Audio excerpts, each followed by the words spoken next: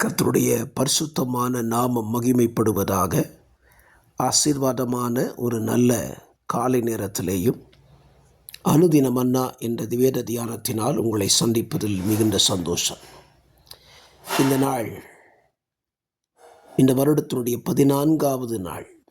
இந்த நாளிலே 2 ராஜாக்கள் 13ஆம் அதிகாரத்தை தியானத்திற்காக எடுத்துக்கொள்ளுங்கள், தியானியுங்கள். கர்த்தர் இந்த அதிகாரத்திலிருந்து உங்களோடு கூட பேசுவாராக. இந்த காலை நேர தியானத்திற்காக எலிசாவை குறித்த ஒரு தியானத்தை உங்களோடு கூட பேசும்படி விரும்புகிறேன். 14ஆம் வசனம். அவன் நாட்களில் எலிசா மரணத்துக்கு ஏதுவான வியாதியாய் கிடந்தான் என்று வேதத்தில் எழுதப்பட்டிருக்கிறது. கர்த்தருடைய தீர்க்கதரிசியாய் இருந்த எலிசா வியாதியாய் இருக்கிறான் என்று வேதத்தில் வாசிக்கிறோம். அவன் வியாதியாய் இருந்ததை அறிந்த இஸ்ரவேலின் ராஜாவாகிய யோவாஸ் அவனிடத்திற்கு வந்து அவன் மேல் விழுந்து அழுது, என் தகப்பனே, என் தகப்பனே, இஸ்ரவேலுக்கு இரதமும் குதிரை வீரருமாய் இருந்தவரே என்று அவன் புலம்புகிறான். பாருங்கள், ஒரு தீர்க்கதரிசி பூமியில் அவன் இருக்கும் பொழுது ஜனத்துக்கு எப்படி இருக்கிறானா? இஸ்ரவேலுக்கு இரதமும் குதிரை வீரனுமாய் இருக்கிறான்.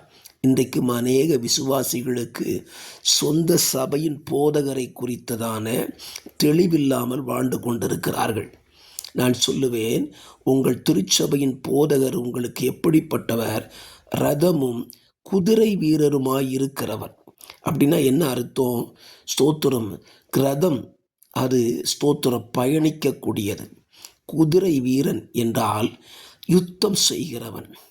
உங்கள் திருச்சபையின் போதகர் உங்களுக்காக ஸ்தோத்திரம் யுத்தம் பண்ணி ஜெபிக்கிறவர். உங்களை ஆயத்தப்படுத்தி தேவ வருகைக்கு கொண்டு போகிற ஒரு ரதமாக அவர் செயல்படுகிறார். இதை இன்றைக்கு அநேகர் புரிந்து கொள்ளாமல் சொந்த சபை போதகரை விட்டுவிட்டு அவர்களை சுமக்காத, அவர்களுக்காக ஜெபிக்காத, பாரப்படாத ஊழியர்களோடு கூட இணைந்து ஓடுகிற ஓட்டத்தை பார்க்க முடிகிறது. விஷயத்துக்கு வருகிறேன். இப்படிப்பட்ட நிலையில் இருந்த எலிசாவை பார்த்து யோபகாஸ் அழுது கதறுகிறான். காரணம், அவன் மரிக்கப் போகிறான். ஒரு ஊழியன் தன்னை விட்டு எடுக்கப்பட போகிறான் என்பதை அறிந்த யோவாஸ் இனி தனக்கு இப்படிப்பட்ட ஒரு ஊழியர், ஒரு தேவ மனுஷன் இல்லையே என்று அவன் அழுத பொழுது எலிசா ஒரு காரியத்தை செய்கிறான். பாருங்கள், அம்புகளை பிடிக்க சொல்லுகிறான், அம்பை எய்ய சொல்லுகிறான், அதுபோல அம்பை எடுத்து தரையில் அடிக்க சொல்லுகிறான். இதெல்லாம் எதற்காக? அவனை கொண்டு தேசத்தில் தேவன் செய்ய வேண்டிய கிரியைகளை மரணத் தருவாயிலும் எலிசா அந்த யோவாசுக்கு உதவி செய்கிறான். பாருங்கள், ஒரு உண்மை உள்ள ஊழியர் தான் மரணப்படுக்கையில் இருந்தாலும் தன்னை தேடி வருகிற ஜனத்திற்கு தேவனுடைய வார்த்தையை சொல்லுவதில் அதிக அக்கறை உள்ளவராயிருப்பார். நானே பெருங்கஷ்டத்தில் இருக்கிறேன், உங்களுக்கு என்ன வார்த்தை சொல்லணும் அப்படின்னு கேட்க மாட்டான்.